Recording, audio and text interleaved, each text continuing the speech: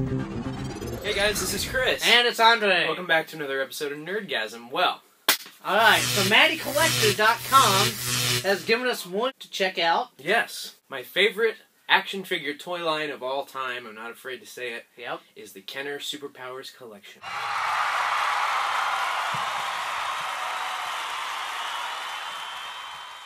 So, for the anniversary of this, Matty Collector actually has given us 2 waves of figures from the Superpowers line. Start out with wave 1. Wave 1, there you go. So there you have it. The Man of Steel himself, Superman.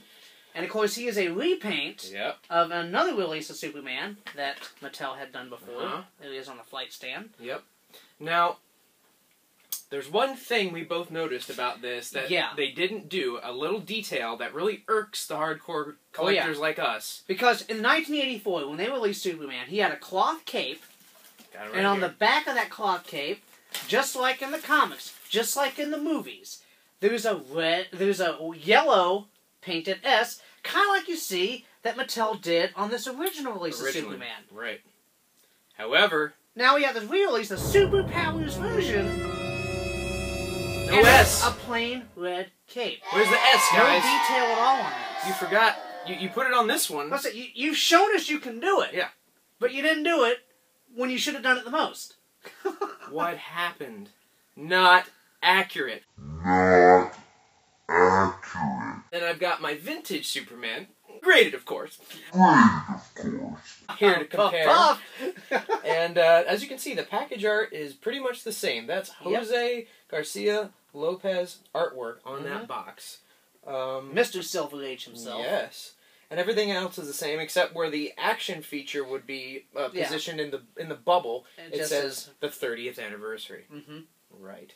And of course, the back of the package. Now, this is an original 12-pack, of course. So they didn't make as many. That's right. They didn't have as many here, but what they've gone and done is they've relisted and rephotoed every figure that they've ever made that they consider the Superpowers collection. Even though some of these, the original Superpowers never produced. Some they did have planned to produce, however. Yeah, some of these I couldn't even see them making for the Superpowers, like Deathstroke the Terminator. Yes, some Vigilante. of those.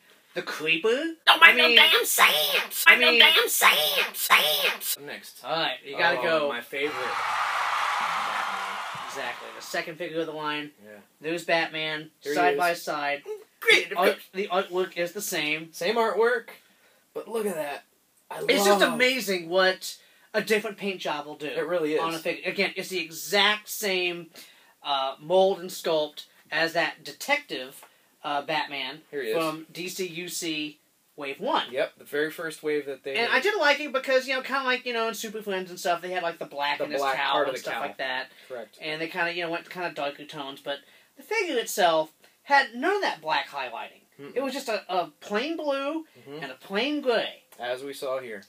Did they capture that in one? Perfectly. This excellent. Is really good. Complete. The Trinity. Yeah, the whole Which is actually the first wave. It was the Trinity. Batman, Superman, and Wonder Woman. So there she is. However, something we noticed, the artwork they chose to use, that is not Garcia Lopez artwork. Who did this? That's not Garcia Lopez. That's not George Perez. I mean, who is this? If they used the same artwork for the other two, for Batman and Superman, why couldn't they use that? Why couldn't they use this? We don't know. We don't. I mean, it's not very suggestive or anything. I don't really understand why they couldn't have used this image. It looks awesome. It looks good.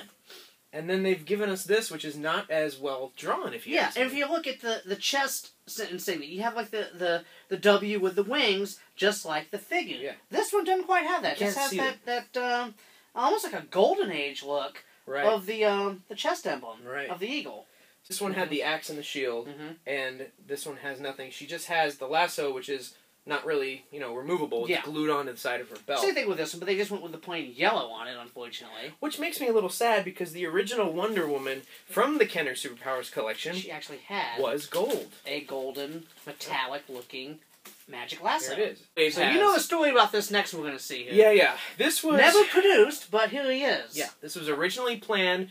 It was going to be in the 4th series of the Superpowers collection back in the day, back in 86, 87.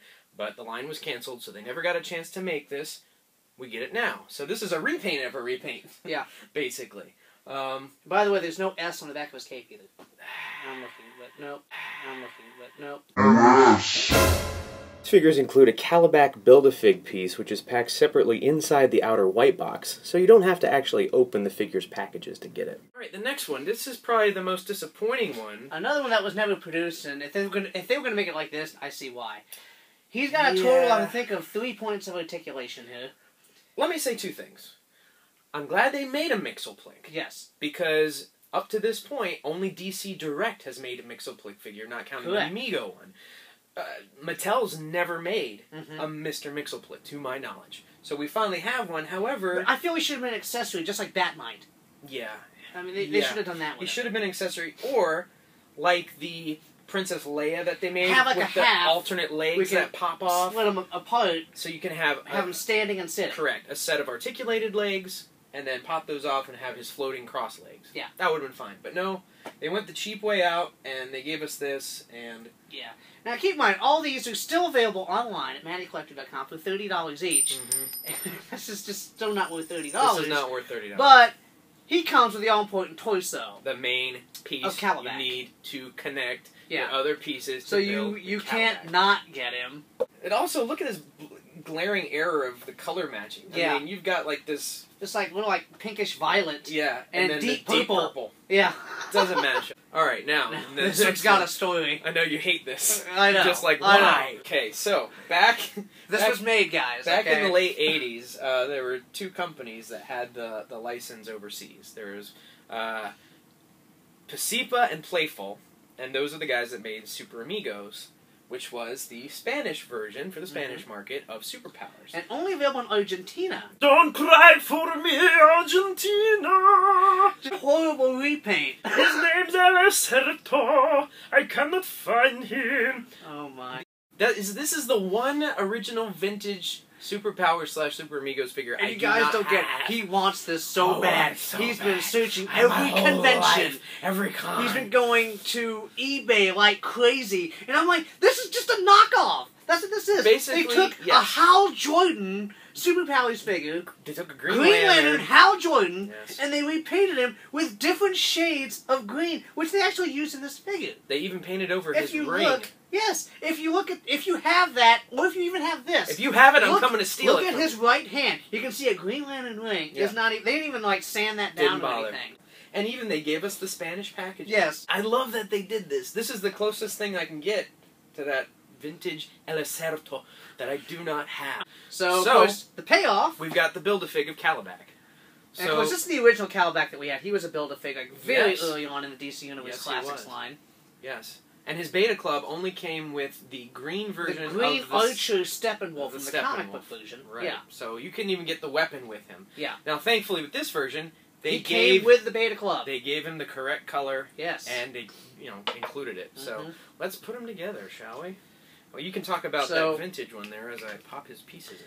You can see they actually did a repaint of this Build-A-Fig. They didn't go with the, traditional look to the action figure of Calabac, but this is more of a Kirby-esque Calabac that you see in the comics and stuff, in the New Gods and stuff like that. So that's what we had to work with, which I think was a good look. It was a good look for him. Mattel has announced this is the last venture into the DC Universe making these 6-inch scale action figures. The final hurrah. This is the it. big This goodbye. Is the end. They've already canceled DC Universe Classics. Gone. They are not on the shelves. No. The DC Signature Series, it did not make the numbers on the pre-sales. They're just going to release those that they were going to make. We still have that Doomsday Unleashed, which they said they weren't going to make, but they are now. Go figure. Lying? Not Matty Collector. Exactly. So there you have it. There's the payoff. That is the 30th anniversary Superpowers collection. Wave Available. 1 and 2 available at MattyCollector.com. Thanks for watching. This is Chris. And it's Andre. See you next time. Was this enough action? You decide.